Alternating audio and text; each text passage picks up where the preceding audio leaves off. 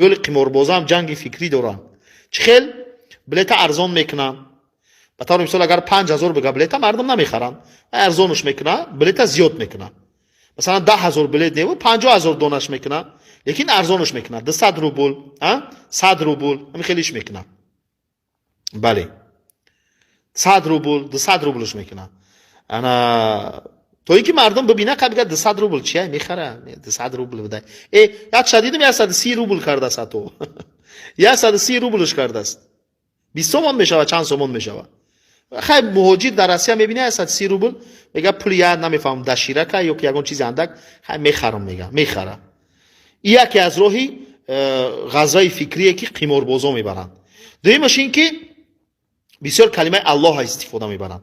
انشاءالله، الحمدلله، در حق ما دعا کنین. ما دعا میکنیم که الله سبحانه و تعالی را هدایت کنه. اگر لایق هدایت نباشی الله هلاکت کنه، تیسر گمت کنه، نابودت کنه که حرام خوری نکنی. اون روز یه مسافر دیدیم اومده است قماربازی داره. بچه‌اش قمار بازی کرده است، ماشین بریده است.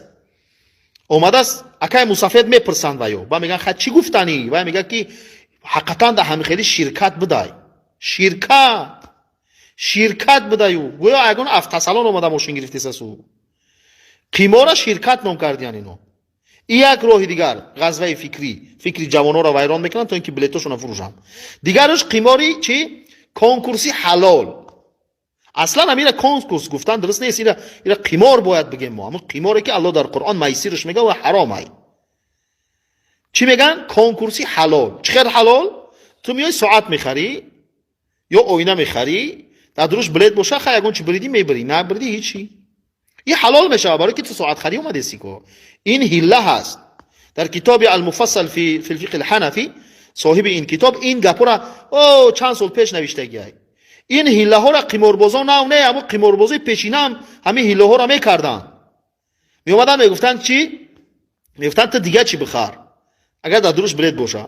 تو همون لحظه ساعتو تا فروخته نمیتونستی، همه ساعتو تا فروختی. که معلومه که مردم بلیت خری اومده استیان، ساعت خری ناومده استیان. دیگر از حلهشون میگم ما کار خیریه میکنیم، ما کپروک میسازیم، ما راه میسازیم، ما بچه ها را زن میتیم. دیدن چی گفته است که ما 200 تا بچه را زن میتونم، 200 تا بچه را زن میتونم. از خدا بترسین، از الله بترسین، نروین زن نگیرین، با پول قماربازا زن نگیرین که خونتون کلید میشه. او پول حرامه. اگر قمارباز پولش بره مثلا در یک جا بتامه، نیتی صدقه نکنه، از گردش فقط کش ساقط میکنه. در یتیم خانه بیوزنه یگان راهسازی مسجد ده نمیته، جای عبادتگاه ده نمیته، درست نیست. در جای در مدرسه شرعی نمیته، مدرسه قرآن نمیته، فقط یک راه جا ده یگان جای کپرک میسازن مردم چی میبره میتامه، فقط توبه میکنه، نمیگه که صدقه کردم. اما این 200 نفری که زن میته میگه خیر میکنم ما. درست نیست. نگیرم بچه‌ها با این راه واسطه زن نگیرین، لازم نیست. گمش که همون ناشگی خچم هم پول حرامش. زندگی در برکت نمیبینی، گمش که ناشگریش. دیگر از راههاشون حتی اومدن به جایی رسیدن که اگه مردم رو عمره روان میکنن. 20 آدم عمره روان میکنیم. عمره. ببین ده. اون روز اتش با گفته است که حج روی میکنم، بلیت حج دوگانه های، حج روی میکنم. درست نیست. اما عمره رفتن با پول همین قماربازا حرامه شرعاً. حج رفتن حرامه شرعاً. این قماره یاخی. همون میسیری که الله سبحانه و تعالی در قرآن میگه انما الخمر والمیسر، میسر همین قماری هست که نمی بازی کردیسیان. نامش رازگرش یا کنکورس موندیان یا بازی نو. شاه جایزه. شاه جایزه از سرت بمونه. این حرامه. این ریجسه، این پلیده، این عمل شیطانه میگه الله در قرآن. الله در قرآن میگه اسمهما اکبر من نفعهما. گناهش از فایدهش کلانتره. و یسالونک عن الخمر والمیسر. آیت قرآن است. یعنی متاسفانه این مردم با جهل مبتلا شدن دیگه. پروپاگاندا میبرند. یه روز یاتش نوشتم گفتم تا همین یک کلمه بگو، همین حرامه یا حلال نمیگه. خای میگه بگو و تو مسلمان یک بار بگو. در پرمو افیر بود. یک بار بگو همین حرامه یا حلال نمیگه حرامه. نمیگه حرامه.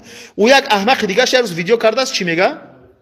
در ویدیوش گفته است که شما اثبات کنین که برای چی همین حرام باشه. یعنی میگه عقل ما همین قبول نمیکنه که همین حرام باشه. و اینا ما کار خیریه میکنیم کو و اینا ما کمک میکنیم کو.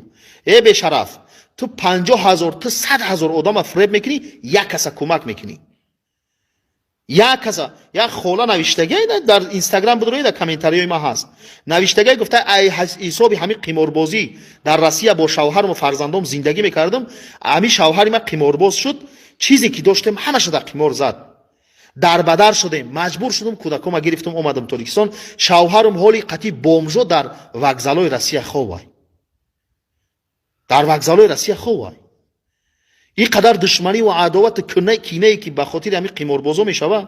او شخص قمارباز وقتی قماربازی میکنه یا بوی میته بو میخره که ببره، تو چند بوی میته میخره 50,000 100,000. او یک کسی هست که من 50 1.5 میلیون گفته ضرر کردم، من 1 میلیون نگیرم چخیل بس کنم، من باید قمار بازی کنم که 1 میلیون فایده هم که نکنم، حداقل اون پولی که ضرر کردم همراه برگردونم. این قماربازای بی‌شرف اون خونه‌شون در شیشتگیان فقط کینو میکنن خچونا. با اینا بچه‌ها بلیط ببینین، اینا ببینین، اینا ببینین، گفته کینو میکنن. اون روز یک قمارباز دیگه شد، اما در پادپیس در کانال 600 تا پادپیس چی داره مگی قماربازی را سر کرده سلکای یک 19 پوسیدگی داره، رفته از پیش دیگه قماربازا دیگه اونو کلانویش که اژدها شدگان پیش ویو رفته با اونو ویدیو کرده است، با اونو ایرا تعریف میکنن، این بسیار بچه خوبه بکنین، دستگیریش کنین، اگه باید تزکیه میتنده، یعنی واقعا توزه خوب بکنین. یا ماشینی 19 پوسیدگی داره، با امور که در قمار مونده در کدام بیچاره فروختن دودنیش، یعنی یا تریاش دیگه ماشینی پوسیدگی اورا در مسورکا باید در متالالون باید بربتیش. های اژدها روش که بعد ماشین کلان میمونن 100,000 $200,000 هم دیده ماشین قیمت فریب هم میکنن نمیتیان، هست دنیا هست که نمیتیان. خلاصه دوستان تقوا و ترس از الله بترسیم، لقمه را حرام نکن. امین نونی قاقای کو، نونی قاق قطعه آبی جوش اومدگی چای کبود قطعه بخو، حرام نخ. این حالی ببینن همین قماربازا را الله چخیل میزنه. من قماربازی را میدونم که او زمانهای پیش در کازینو قماربازی میکردن، میدونم که 36 در خونه را در قمار باید دادگی، 36 در خونه را. اگرچه بدتر توبه کرد و اصلاح شد و الله رحمتش کنه، دنیا گذشته است، من فهمیدم از دنیا گذشته است، ولی شاهدیم همین حالت دیدیم. قماربازای را دیدیم که همدیگه را به قتل رساندن به خاطر پول مال. الله در قرآن میگه که انما یرید الشیطان ان یوقع بینکم العداوه والبغضاء، یعنی این سلاح شیطانه در بین شما عداوت و بغضا و کینه و عداوت و دشمنی میاندازه. از این خاطر دوستان وقتی نماز شد دمو وقت مسئول کم است نکنین، خب نشینین، در هر نواره شما بدرین بنویسین در کامنتر که حرامای. رفیقان و دوستاتون اگر می کارا میکنن بگنشون که حرامای.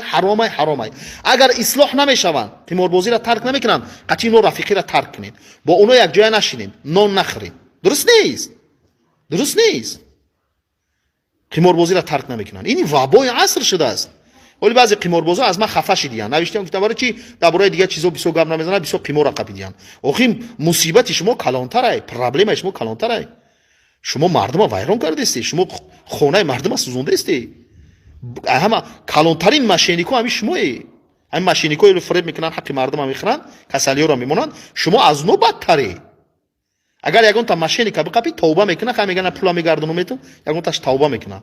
یکی قماربازای به خدا از الله دور، اینا شرم نمیکنن، اینا آشکار. الله سبحانه و تعالی هدایت چون کنه. اگر لایق هدایت نباشن الله بزنشون که گم شوند، نابود شوند، جامعه از پلیدی اینها پاک شود. زیرا اینا لشکر شیطانن، اینا لشکر شیطانن. در شیطان کمک میکنن برای گمراه کردن مردم، اینا شیطان کمک میکنن. بله الله نگهبانتون بگم باشید. خب همین صحبتی که درباره قمار کردم همین حاضر پریامویا شما میتونین بگیرین، سوال جواب نه، ولی صحبتی که درباره قمار کردم میتونین ببرین روان کنین، بگذار مردم تماشا کنن. شما هم دوستو دستگیری کنین در کاری همین کاری خیر، دستگیری کنین. الان فاسقا رو ببینید در کار فسق فجور همدیگرشون دستگیری میکنن. ما مؤمنان باید این کارا بکنیم، نه باید بکنیم، ما باید از اونها فعالتر باشیم. ببینید فاسقا رو همین قمار بازی کرده سیاتش دیدم پیشتر کامنتر نوشتم، و کامنتر چه خیلی میکنه که مرا نمیبینن. جاهلای سو هیلگرای бо телефон кади я рафиқша касера гуфт я чой биёр, мақсад аз калимаи чой биёр, иҷа одам гафҳои безеб нависеса биги блок шумон. Ман мефаҳмам ҳиллаи инора.